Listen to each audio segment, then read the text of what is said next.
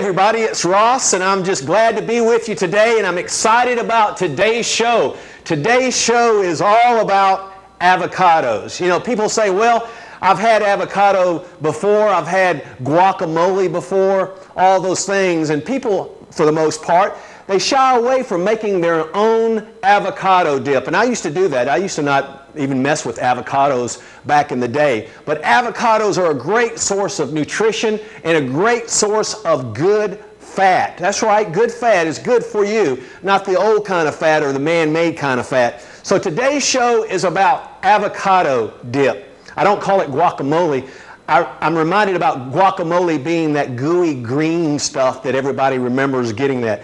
This is gourmet avocado dip you can make for yourself as a snack, in between meals, or for your friends and family. So, shall we? Let's make some avocado dip. This is what I like to do to start with.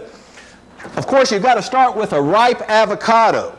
And don't be afraid of cutting the avocados. You cut it in half. You've probably seen that done before. But it needs to be a ripe avocado. And you can take your seed out. Be careful, always have a sharp knife, but make sure you have a sharp knife. That's a great part of your kitchen experience. And then what I do is scoop the ripe avocado. You don't want one that's not ripe. Oh, I have to just take a little bit of that. That's a delicious part. And this avocado has been sitting in my refrigerator for a couple of days, and I'm going to chop it. Look how beautiful the colors are. I mean, how good is that? Is it taking a lot of trouble? No. Just be careful. Put the avocado in the bowl. Look at that. What else do you need in avocado dip? Well, I use this extra virgin olive oil. Make sure you buy the best olive oil you can possibly buy. And you just want to drizzle it.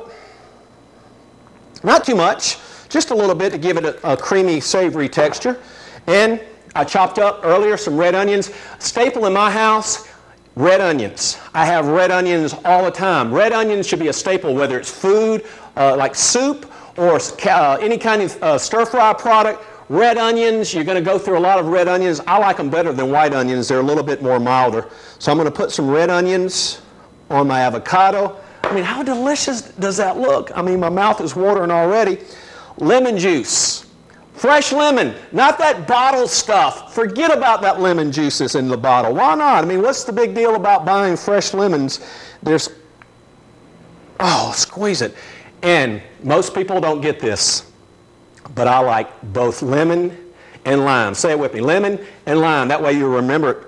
I squeeze some lime. Another staple, I always have it in my kitchen, garlic. Fresh chopped garlic. If you're in a hurry and can't chop it yourself, the stores have it already peeled in a container, so all you have to do is chop it. You don't have to actually peel it from the clove. And that's what I do many of the time. So put a little bit of garlic. You can put as much as you want or as little as you want, but I like garlic. Let's see, I've got onions, garlic, got the salt and pepper. Look how that's shaping up. Pepper. Got to have black pepper. I like a lot of black pepper in my avocado dip. This is great texture. This is great flavor. You can leave the jalapeno peppers out. Now, I'm a person that likes a little tang, and I like a little spice in my avocado dip, but I'm going to use just a pinch, not very much. Make sure you chop off your chunks real small so you don't get a big chunk of jalapeno in your mouth. So I'm going to put a lot, just a little bit, not a lot, of jalapeno peppers. Now, here is the key. What's the green stuff on Ross's chopping board, you might ask?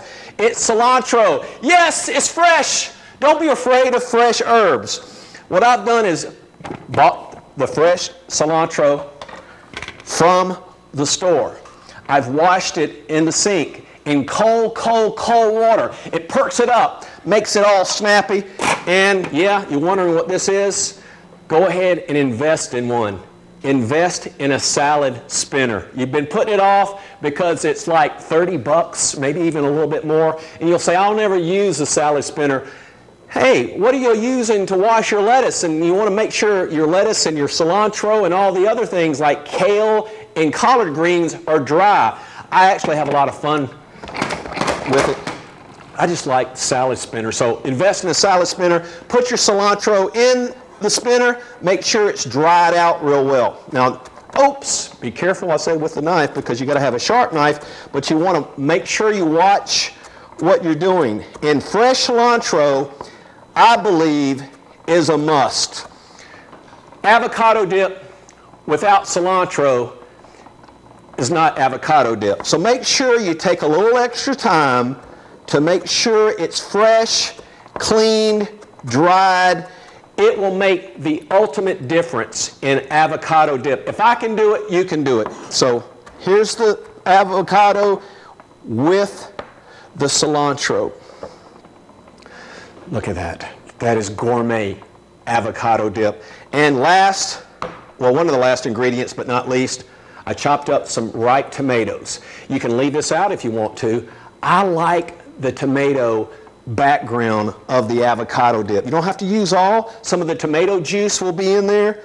It adds another layer. I always say, in cooking, build layers. Build the dish as you like. Whatever you like, put it in there. Don't worry about what everybody else likes, because most likely what you like is what other people like.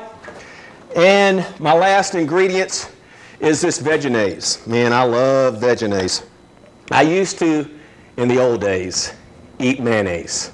I gave up mayonnaise. I had to give up mayonnaise. I was overweight, out of shape, 222 pounds. Vegenaise is a great alternative to mayonnaise. You won't know the difference, and it gives you all the body and all the texture that mayonnaise does. So here we go. Look at the avocado dip. Is that gourmet or is it gourmet? Did it take long to make? No. Did it take a little preparation and thought? Sure it does. Just like anything else in life, you got to think about it. You got to commit to it. You got to concentrate about it. But other than that, it's no trouble. And then you can make it as chunky and as creamy as you want. Look of this. How delicious is that? Well, I'm going to find out how delicious it is. Where's my blue chips? My sesame blue chips. You can use anything. Whole wheat bread toasted in the toaster.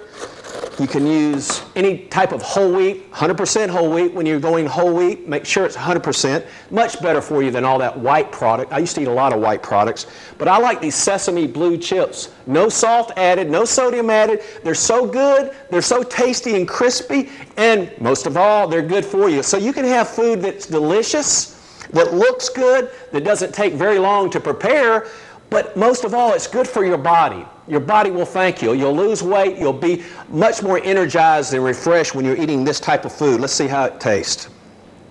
Oh, man.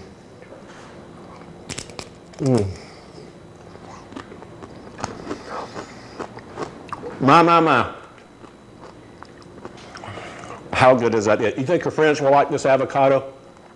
Homemade avocado dip. It takes less than 10 minutes. 10 minutes. I'm going to have another chip. I hope this helps you. I want to encourage you to buy fresh, to cook fresh, to eat fresh, because your body really wants it most of all. So until next time, hope to see you down the road. Maybe it's my kitchen, maybe it's somewhere else. Till then, bon appetit.